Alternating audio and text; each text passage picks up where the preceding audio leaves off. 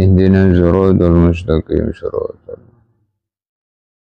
غير المغضوب عليهم ولا الضالين.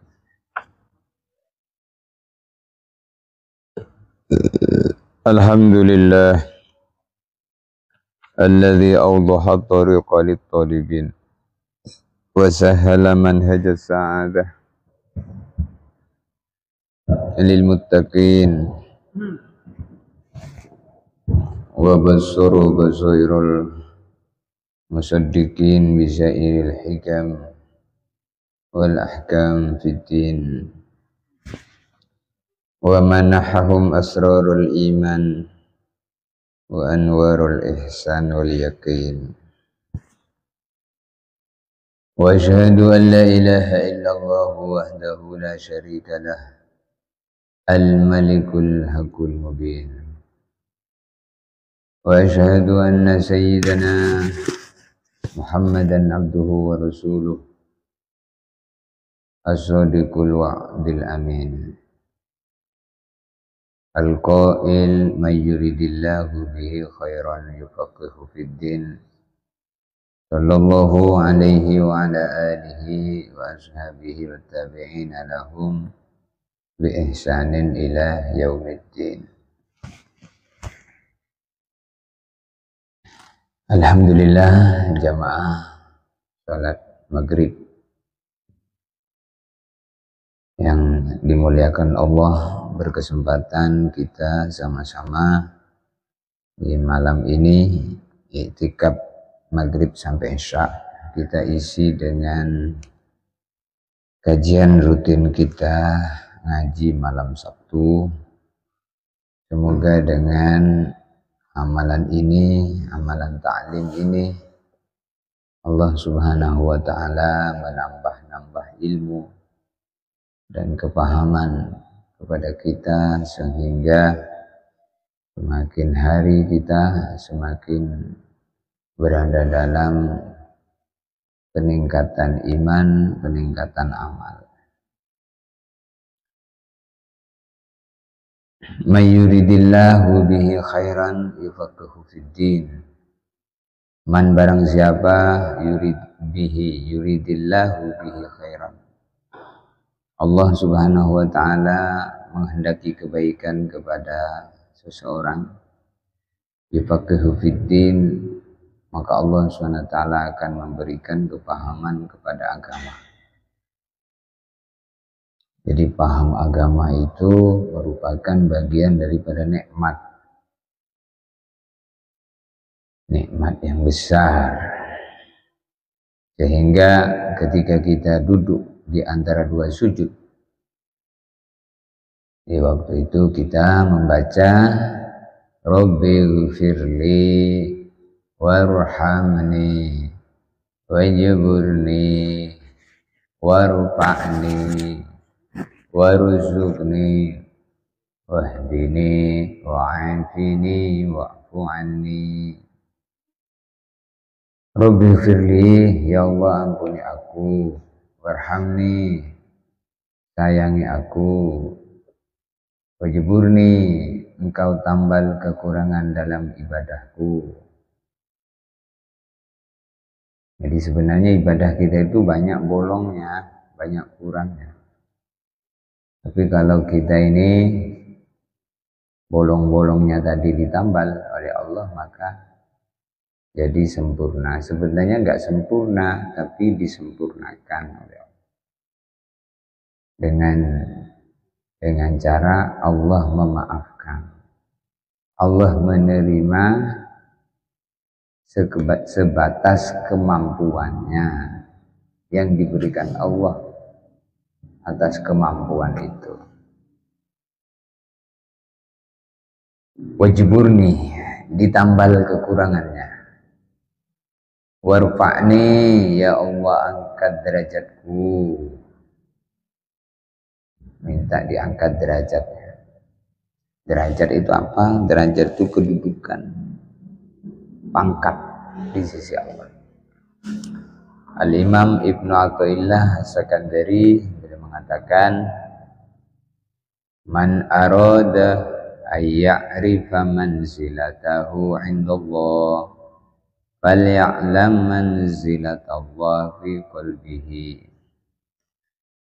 Man barang siapa aroda ayya'rifa manzilatahu 'indallah, pengen tahu sejauh mana pangkatnya di sisi Allah, sejauh mana harganya di sisi Allah, nilai dirinya dalam penilaian Allah. Saya ini di sisi Allah ini seberapa saya ini? Yang kata Imam Ibnu Athaillah, siapa pengen tahu seberapa nilainya, seberapa harganya, seberapa pangkatnya, kedudukannya di sisi Allah, falya'lam manzilatallah fi qalbihi. Maka dengan cara bagaimana dirinya menghargai, menyikapi perintah-perintah Allah. Jadi kalau kita ini menyikapi perintah Allah dengan penuh semangat, sungguh-sungguh, dikasih sholat bahagia, senang, nikmat, berarti pangkat di sisi Allah dia tinggi. Tapi kalau biasa-biasa bahkan tidak menggubris dengan perintah Allah, disuruh sholat tak sholat, disuruh puasa nggak puasa, malah maksiat, nah itu tandanya berarti hina di sisi Allah. Sehingga dalam riwayat disebutkan, man hanat alaihi sholatu fahuwa indallahi ahwanu. Man barang siapa hanat alaihi sholatu, menjadi remeh dalam pandangan dirinya urusan sholat, sholat itu nggak penting, sholat itu bagi orang yang nggak punya gawe, nggak punya kesibukan. Saya ini sibuk, nggak bisa sholat. Sholat itu bagi orang yang nggak punya waktu. Saya ini waktu sibuk, nggak bisa saya sholat, nggak ada waktu. Nah, ini meremehkan namanya. Bahwa indallahi ahwan, maka orang yang seperti itu di sisi Allah paling remeh, paling hina.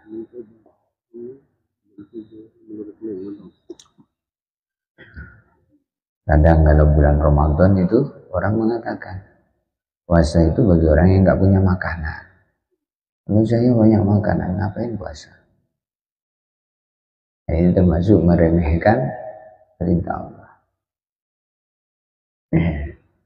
Meremehkan perintah Allah itu menyebabkan dirinya remeh di sisi Allah, mengagungkan menjadi agung. Jadi kalau kita ini mengagungkan agama, maka menjadikan diri kita naik pangkat. Maka amal-amal agama, amal-amal di dunia ini, amal-amal di dunia ini semuanya adalah ngangkat derajat.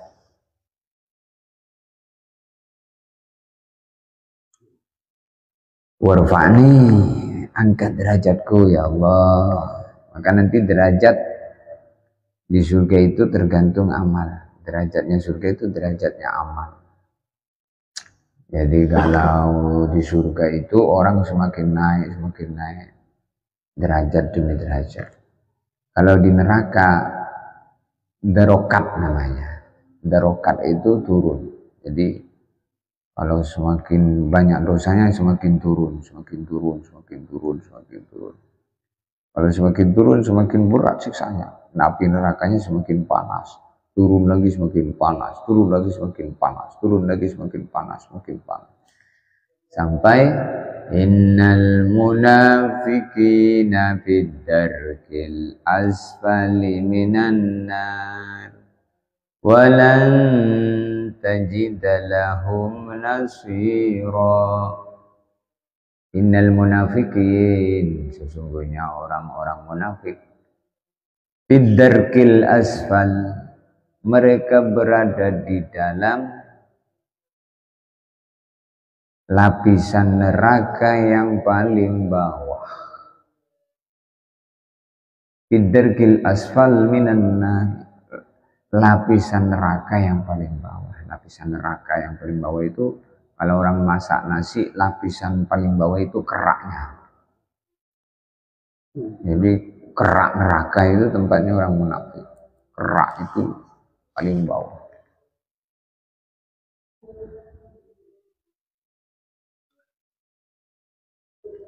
Warzuqni, engkau beri saya rizki, kasih rizki. Rizki itu kalau diberikan Allah kepada orang sholat, maka rizki yang barokah. Segala pemberian Allah itu rizki. Ada rizki berupa uang, berupa kebun, berupa butiran-butiran nasi yang kita makan. Rizki.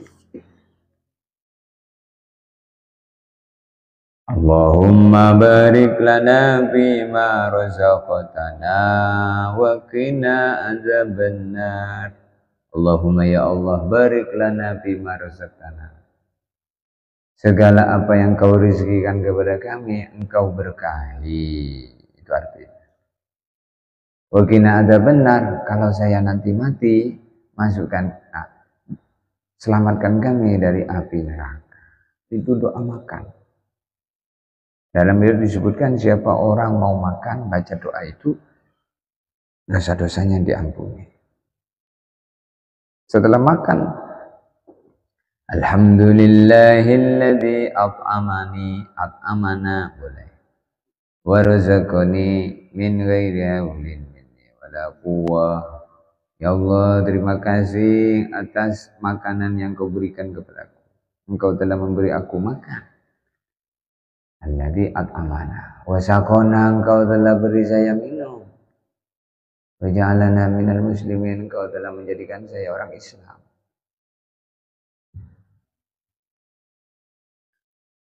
Maka rezeki itu kalau orang memahami, duit merah, duit hijau. Kalau duit 1000 tidak semangat. Tapi kalau duit merah, gambar Soekarno-Hatta, semangat. Dan dia kalau dapat itu, alhamdulillah. Apalagi bukan satu, tapi banyak. 1 juta, 2 juta, 100 juta. Alhamdulillah. Alhamdulillah. Tapi kalau bangun malam tahajud, tidak alhamdulillah. Dari mana? Dari masjid. Oh, tahajud. Biasa. Baca Quran biasa. Padahal itu nikmat yang paling agung. Nikmat itu kata Sayyidina Ali ada 6. Kata Sayyidina Ali, nikmatun 6. Saya ingat 5, yang terakhir nggak ingat saya. Nanti saya cari lagi di kitab ini. Kata Sayyidina Ali, nikmat itu ada 5. Yang pertama, nikmat itu adalah Islam. Jadi kita yang dikasih Islam itu nikmat tertinggi setinggi-tingginya, nikmat itu Islam. Karena dengan Islam itu dia akan masuk surga. Selain orang Islam tidak bisa masuk surga. Jadi syarat pertama itu Islam. Islam itu apa? Islam itu agamanya para nabi itu Islam. Agamanya Nabi Adam, agamanya seluruh nabi itu Islam. Ini bukan agamanya Nabi Muhammad. Islam itu artinya tunduk kepada Allah. Agama ketundukan. Jadi dalam Islamnya itu ada perintah namanya syariat. Maka ada syariat. Setiap nabi itu membawa syariat. Islam. Maka kalau orang itu mengatakan 3 kali. Setiap habis subuh, setiap habis maghrib. Atau kalau tidak habis maghrib, habis asar. 3 kali aja. Raditu billahi rabba wa bil islami dina wa bi Muhammadin nabiyyan wa rasula. 3 kali. Saya ridho Allah Tuhanku, saya ridho Islam agamaku, saya ridho Nabi Muhammad sebagai nabiku. Ridho itu maksudnya senang. Saya senang, puas hatiku Allah Tuhanku, sehingga saya enggak mencari Tuhan selain Allah. Saya senang, saya puas Islam agamaku, sehingga tidak mencari aturan yang mengatur hidupnya, melainkan aturan Islam. Aturan Islam itu ada halal, ada haram, ada boleh, ada tidak boleh. Saya ridho Nabi Muhammad sebagai nabiku. Kalau orang itu baca itu 3 kali, habis maghrib sama habis subuh, kata Nabi, nanti akan aku tuntun dia, aku pegang tangannya, masuk surga. Ya. Nabi nuntun. Masya Allah. Jadi kalau dituntun oleh Nabi ya selamat. Insya Allah hafal semua ya. Nanti kalau tidak hafal boleh nanti saya catatkan. Raditu billahi robba. Ayo bareng. Raditu billahi robba. Wabil islami dinan. Wabi Muhammad nabiyya. Raditu billah robba. Wabil islam dinan. Wabi Muhammad nabiyyan. 3 kali. Kalau nggak hafal bahasa Indonesia, bahasa Arabnya, bahasa Indonesia setiap pagi 3 kali. Saya puas Allah Tuhanku, saya puas Islam agamaku, saya puas Nabi Muhammad nabiku. Rasa-rasa ini hati. Ulangi lagi. Saya puas Allah Tuhanku, saya puas Allah Tuhanku, saya puas Islam agamaku, saya puas Nabi Muhammad nabiku. Nanti kalau dirasa-rasain itu nanti dipuaskan ya. Dipuaskan dengan Allah itu maksudnya. Jadi nyembah Allah itu nikmat. Nyebut Allah itu nikmat. Allah. Nikmat. Ibadah itu nikmat.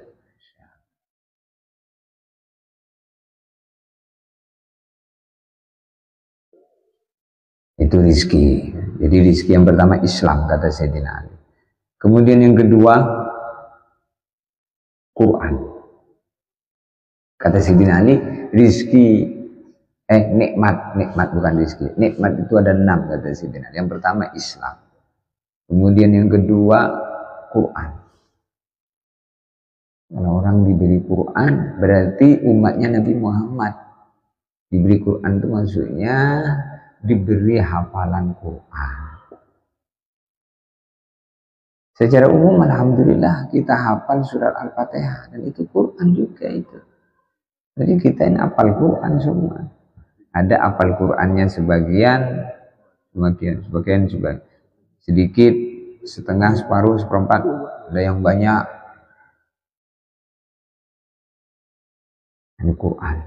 Jadi hafal Quran itu termasuk diantaranya hafal surat Al-Fatihah, hafal surat Yasin, hafal Qul Huwallahu Ahad. Orang Qul Huwallahu Ahad itu masuk. Siapa baca Qul Huwallahu Ahad sekali maka dapat pahala seperti membaca sepertiga Al-Quran. Kalau 2 kali membaca seperti membaca 2/3 Quran. Kalau membaca 3 kali seperti hatam Quran, seperti membaca Quran. Kalau tahajud, saya ini mau hataman Quran nih malam ini. Oh iya Pak, sampai pagi tidak selesai. Enggak, hatam Quran ala cepat. Kok bisa baca Qul Huwallahu Ahad 3 kali? Iya, itu hatam Quran. Nah, maka Siti Aisyah dipesan, jangan kamu tidur sebelum ngatamin Quran. Maka Siti Aisyah bilang, ya Rasulullah, Quran jangan tidur sebelum hatam. Tebal kapan selesai? Nah, kau itu sebelum tidur baca Qul Huwallahu 3 kali, maka kamu dapat pahala hatam Quran. Jadi hafal Qul Huwallahu itu 1 derajat. Apalagi hafal Qul A'udzu Birabbil Falaq, ada lagi hafal Qul A'udzu Birabbin Nas, hafal 10 surat, hafal 20 surat, hafal 1 juz, hafal 2 juz, hafal 3 juz. Semakin tinggi, semakin tinggi, semakin tinggi. Dalam kitab Busrul Kaib, barang siapa menghafal Al-Quran, memulainya, lalu kemudian meninggal dunia di saat menghafal itu, sedangkan dia belum selesai menghafalnya, maka Allah mengutus 1 malaikat untuk menjadi guru Quran di kubur. Jadi di kubur itu belajar Quran sama malaikat, setoran Quran sama malaikat. Bangkit dalam kubur sudah jadi hafiz Quran. Jadi kita ini mulai hafal seayat, 2 ayat, sehuruf 2 huruf. Niatnya ngapal Quran. Saya niat ngapal Quran ini. Niat ngapal Quran? Iya, punya ngapal Quran nih. Nanti kalau saya mati, saya lanjutin nih ngaji di kubur ini. Maka kata para ulama, kira-kira kalau sedang setoran Quran dikubur sama malaikat, apakah dipukul sama malaikat mungkar nakir? Enggak, sudah ngaji. Maka kalau orang diberi Quran, alladzi laisa fi jawfihi syai'un minal Quran kal baitil harib. Orang yang tidak punya hafalan Al-Quran walaupun sedikit, dia itu seperti rumah hantu. Rumah hantu itu rumah yang banyak jin, banyak setan. Maka kalau orang itu nggak punya Quran, nggak hafalan Quran, dia itu banyak setannya. Nah, kalau orang itu sholat, setannya lari dari dirinya. Ketika adzan berkumandang, setan itu lari. Wa alaihi durat kaduratil himar, lari ke WC sambil terkentut-kentut seperti kentutnya keledai. Kalau adzan berkumandang itu setan lari ke WC sambil kentut. Maka WC itu markasnya setan. Kadang orang betah di WC itu. Maka kalau kita masuk WC, suruh baca doa, Allahumma inni a'udzubika minal khubusi wal khaba'is. Ya Allah, aku berlindung kepadamu di dalam WC ini dari gangguan setan laki-laki dan setan perempuan. Jadi setan itu seperti manusia ini, ada jenisnya. Ada setan laki-laki, ada setan perempuan. Maka setan itu juga kawin dengan setan, kawin dengan sesama setan, dan punya anak. Dan setan itu sejak setan pertama sampai sekarang belum ada yang mati, beranak terus.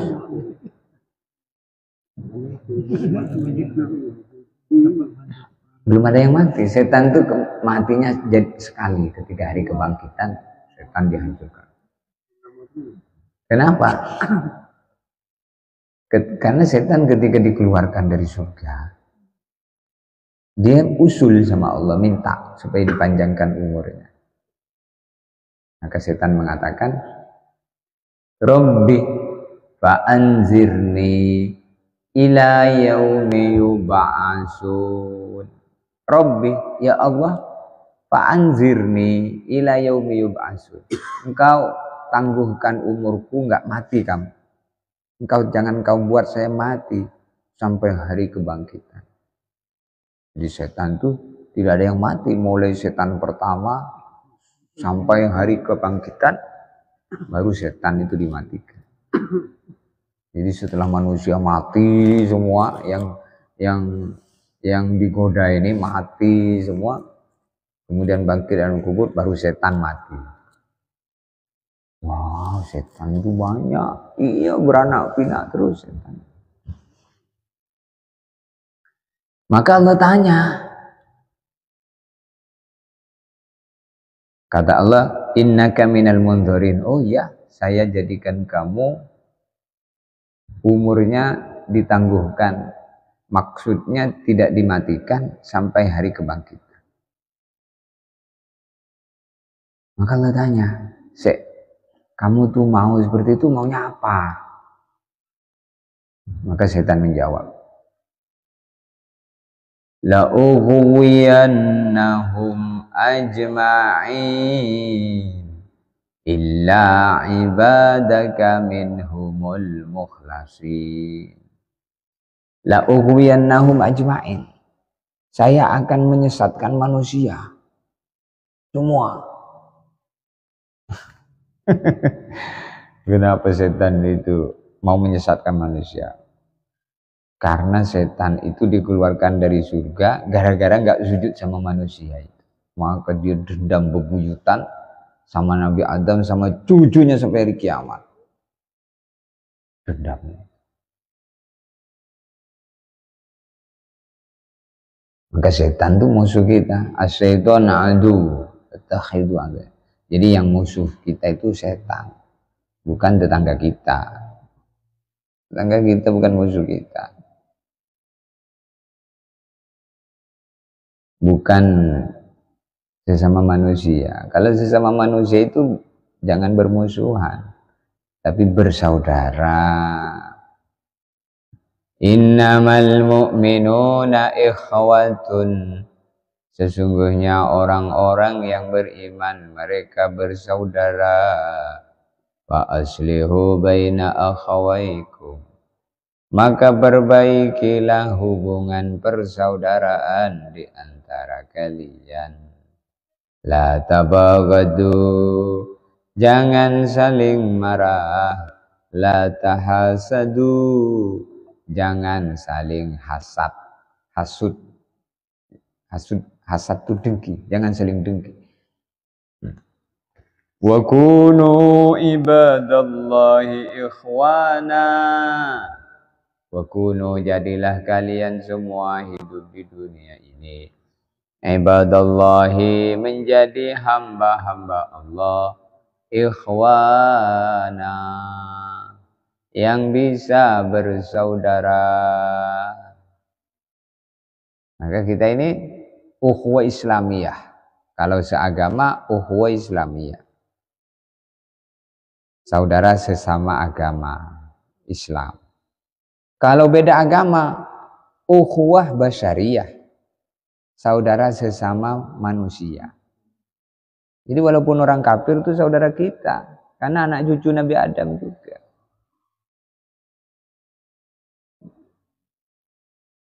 Ukhuwah insaniyah, basyariyah, ukhuwah biladiyah, saudara sebangsa.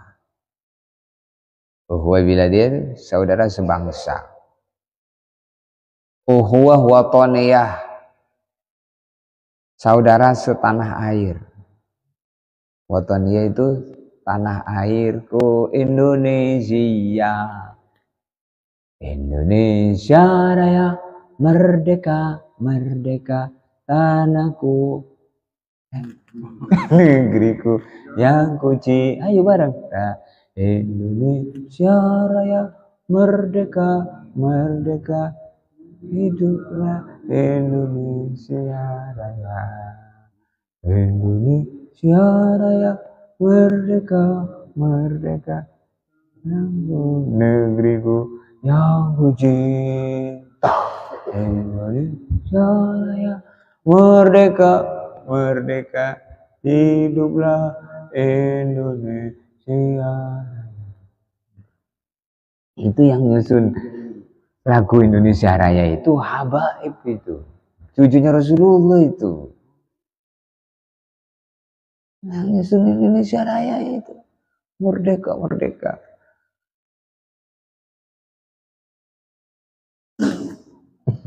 Jadi lagu Indonesia itu semua isinya itu agama ya. Pancasila. Satu, ketuhanan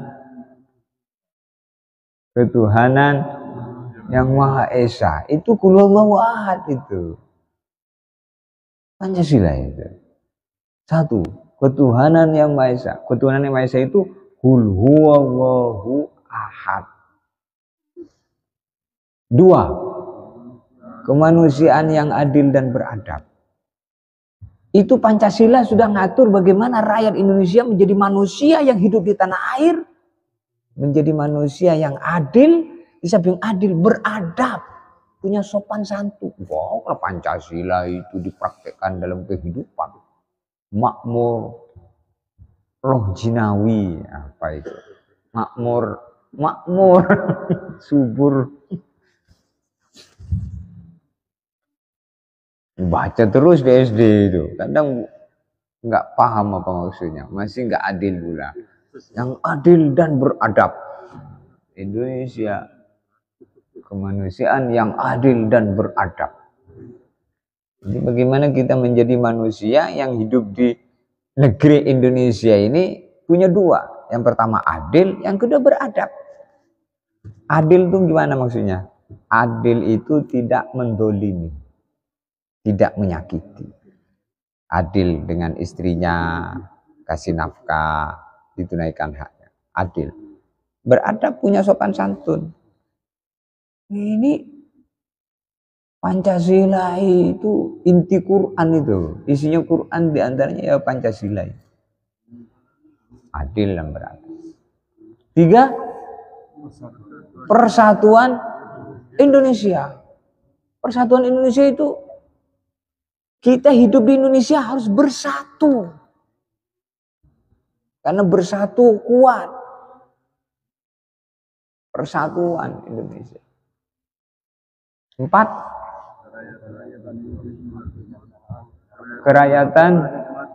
kerakyatan yang dipimpin oleh hikmat, kebijaksanaan, perwakilan dalam permusyawaratan. Maksudnya menyelesaikan masalah di Indonesia ini harus dengan musyawarah. Hikmah, musyawarah.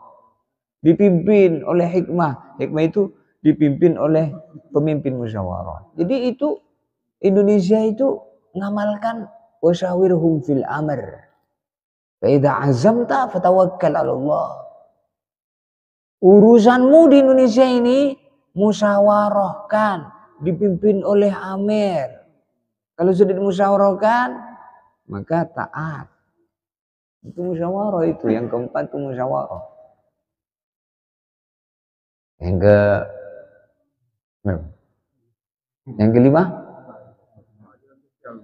Nah, yang kelima, kerakyatan, keadilan sosial bagi seluruh rakyat Indonesia. Jadi keadilan itu harus merata, nggak boleh untuk ke sebagian golongan saja. Itu Pancasila, itu Quran itu. Yang nyusun itu wali Allah. Karena ketika Indonesia itu merdeka, itu yang andil dalam mereka itu kiai-kiai, ulama-ulama itu. Senjatanya bambu runcing. Bukan bom nuklir, bambu runcing. Tapi bukan sekedar bambu runcing, itu bambu runcing yang sudah diisi asma-asma, kekuatan-kekuatan rohani, kekuatan ilmu itu. Dibacain dulu sama kiai-kiai. Akhirnya yang megang bambu runcing itu nggak kelihatan sama Belanda. Maka Bung Tomo di Surabaya tampil, Allahu Akbar.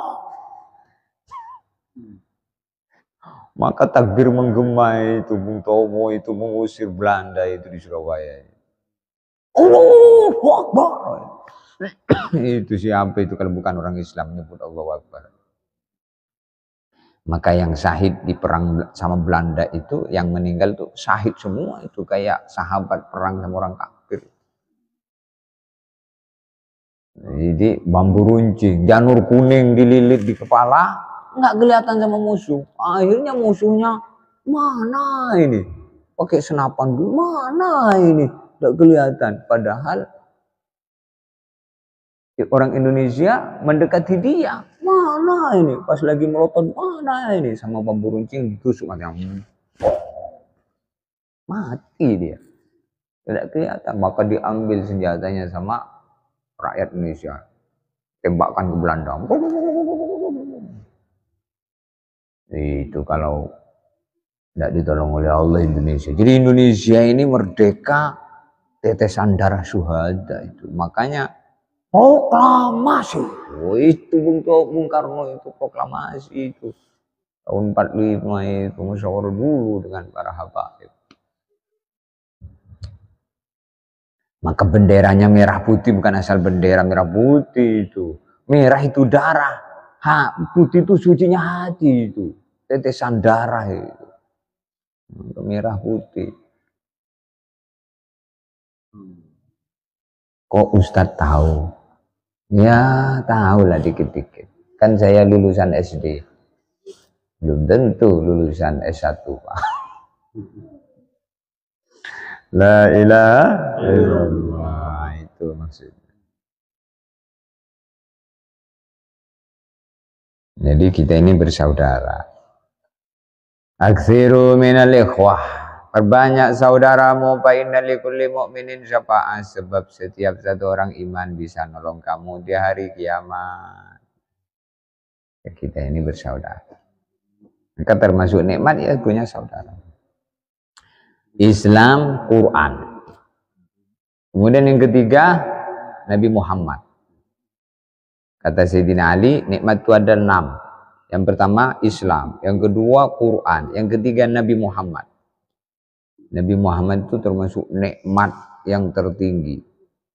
Sehingga dengan kita jadi umatnya, Masya Allah, api neraka haram membakar umatnya Nabi Muhammad. Kita jadi umatnya Nabi Muhammad ini nikmat.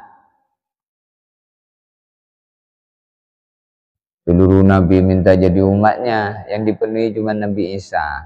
Nanti Nabi Isa turun jadi umat Nabi Muhammad. Nabi Isa nanti bunuh Dajjal.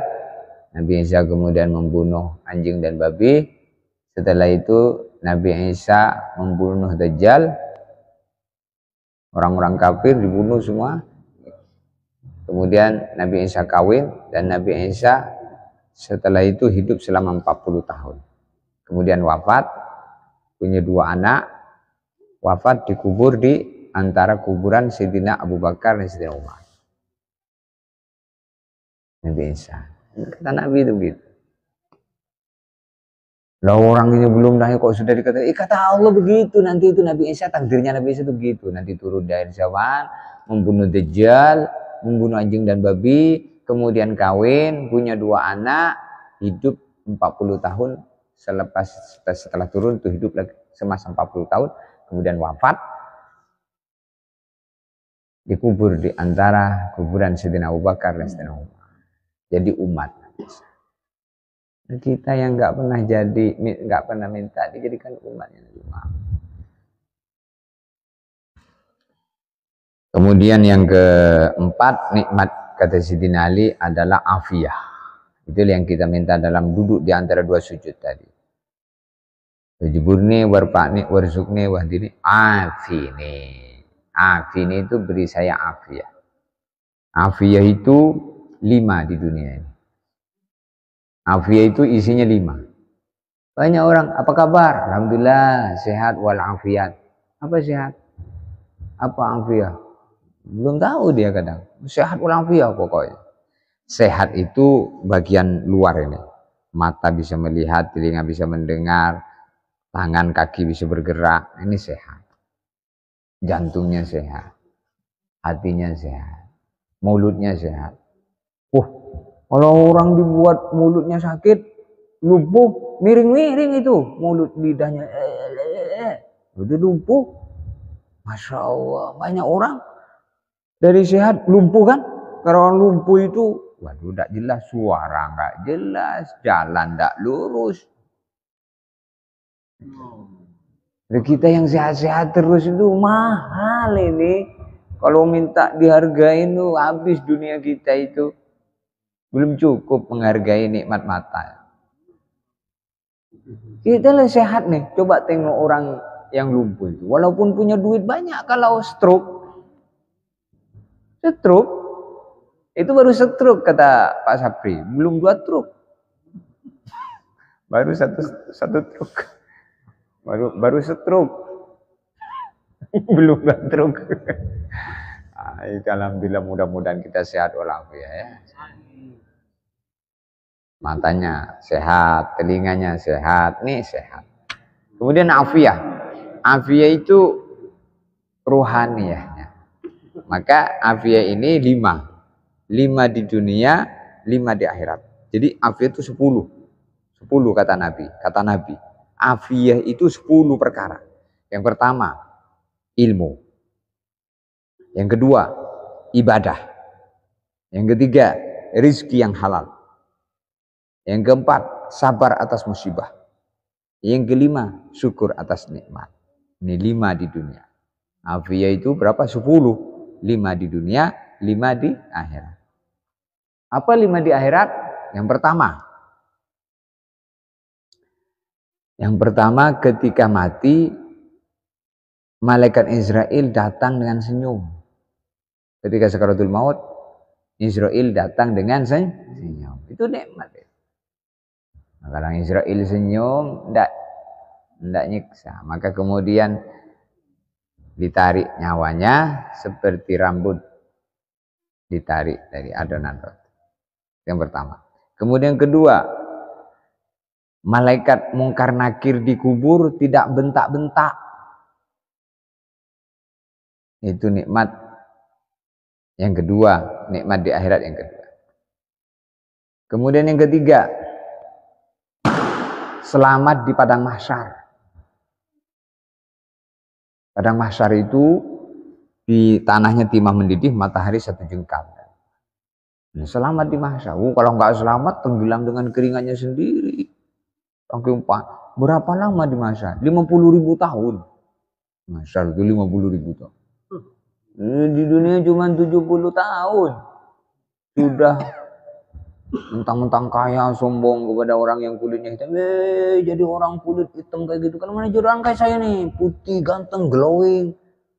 Mau-maunya jadi kayak kau hitam itu. Lah, bukan mau saya ini mau Allah ini. Kamu mencaci saya, kamu mencaci Tuhan saya itu. Hidup kok miskin hinga-hingi kayak kamu itu. Kalau mau hidup kaya kayak saya. Wah, sombong.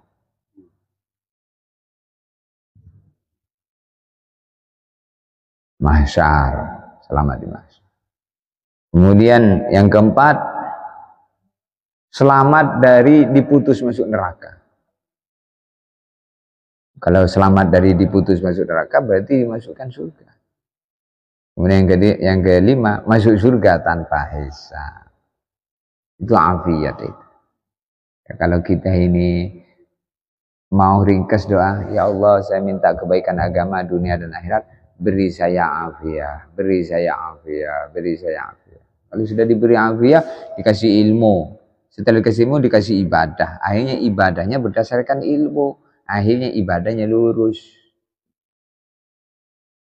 Maka disinilah kenapa kita diperintah untuk menuntut ilmu. Karena ilmu inilah yang mengarahkan kehidupan. Ibadah bisa lurus kalau pakai ilmu. Nggak pakai ilmu, pas sujud kentut. Panjang lagi, 15 meter. Sudah panjang bunyi keras lagi. Sudah keras bau lagi. Dia tetap sholat, baik. Setelah sholat sama kawannya, kamu kentut ya? Iya, apa? Batal. Apa kamu Tuhan? Tahu sholat saya batal. Bacalah tuh, kalau Allah nerima, mau kamu buat, aku sholat karena Allah bukan sholat karena kamu. Iya tapi bapak kentut. Apa hubungannya dengan kentut? Cuman kentut wae. Batal pak wudhunya. Kalau kentut wudhunya batal. Kata siapa? Kamu itu bukan Tuhan. Diem. Jadi itu bodoh itu kayak gitu. Jadi dikasih tahu wudhunya batal itu enggak mau. Bacalah Tuhan. Kalau dikasih tahu, bacaan kamu itu enggak layak jadi imam. Wah kamu, aku, bahaya itu.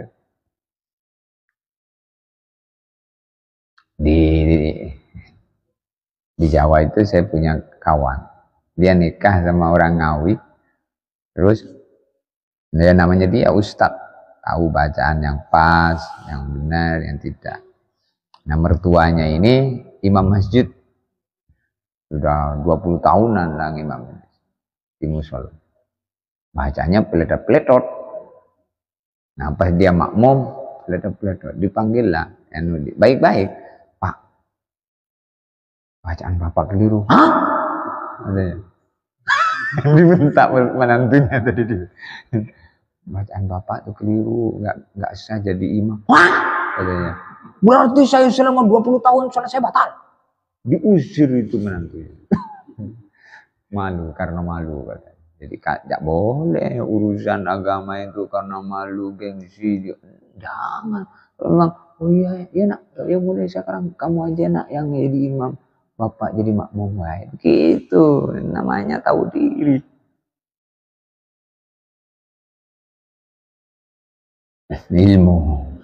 Ilmu ibadah.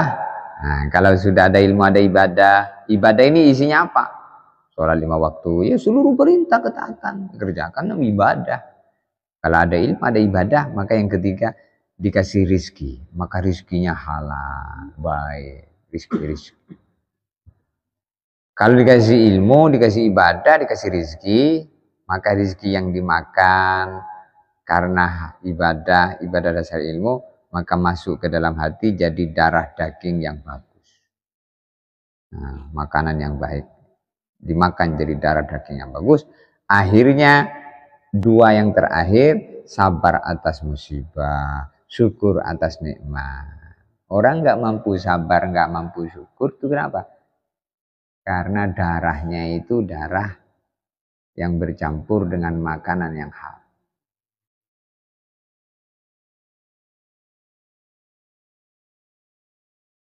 Kullu lahmin nabata min haram fannaru aula bihi.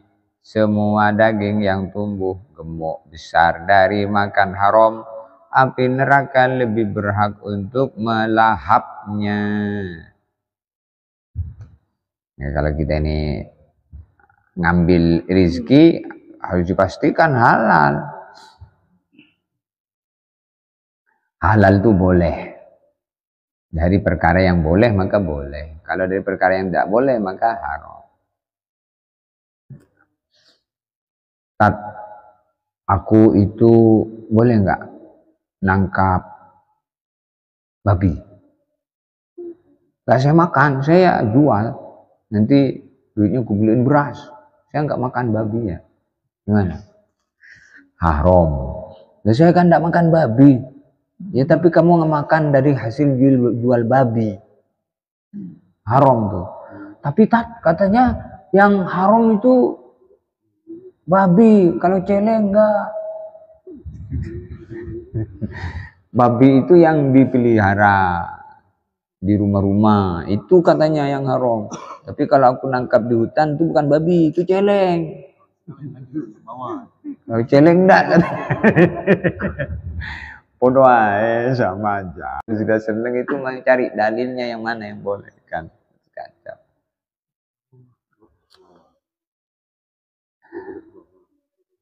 Al-Fatihah.